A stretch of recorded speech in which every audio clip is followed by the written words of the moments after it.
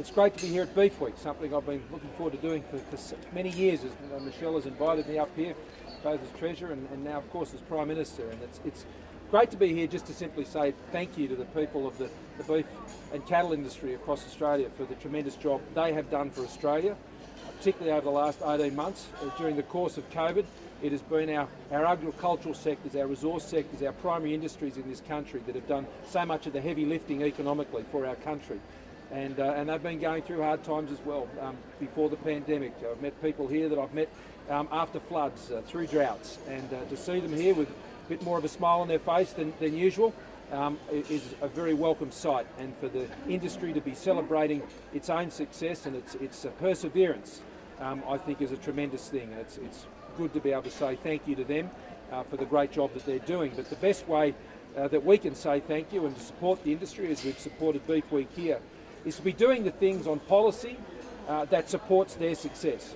It's been great to see here at Beef Week how this sector is taking such strong steps forward, whether it comes to technology, whether it comes to how they manage their pastures, how they're contributing to the broader emissions reduction task, how they're contributing to jobs, how they're contributing to the success of our exports.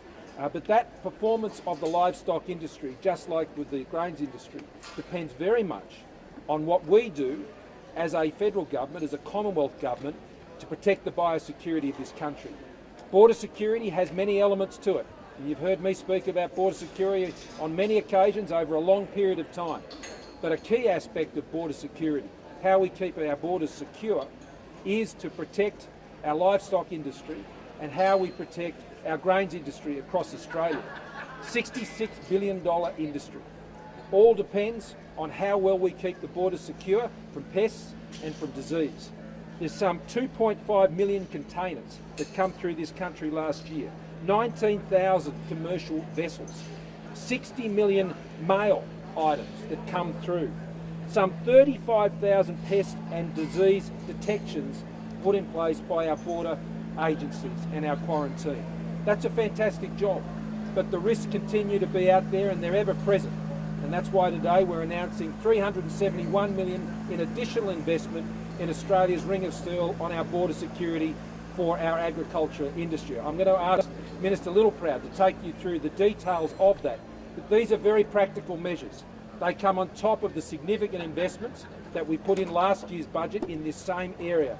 And that backs in also the significant freight assistance that we've been putting in the industry, over $600 million, to ensure that products continue to get to market from our world-class producers. That $371 million covers things like new 3D x-rays and screening. As David says, boots on the ground and paws on the ground when it comes to detection dogs and others which are keeping secure our agricultural industries. It is also involving a partnership between the states and territories in the Commonwealth, because should there ever be a breach, how we deal with any outbreak within the country is also incredibly important as the further rings of containment. We've seen how important that is in COVID. It's the same when it comes to African swine flu or lumpy skin disease or any of these types of things, which can be absolutely devastating to our agricultural sector and particularly our beef and cattle producers that we see on display here.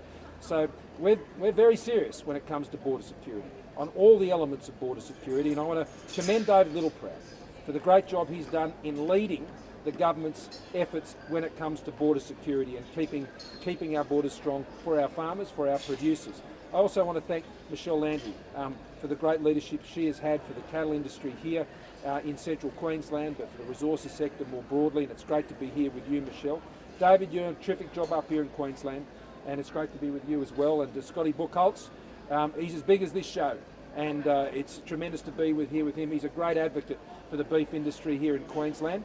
And one of the things Scotty did with the Deputy Prime Minister, Michael McCormack, which David won't mind me saying, I'm sure, is as we went into the pandemic, they kept the trucks running across Australia. Between those borders when they were getting shut down, it was Scotty, it was the Big Mac, as I like to call him, Michael McCormack, who was out there keeping those trucks running, keeping the stock running from state to state.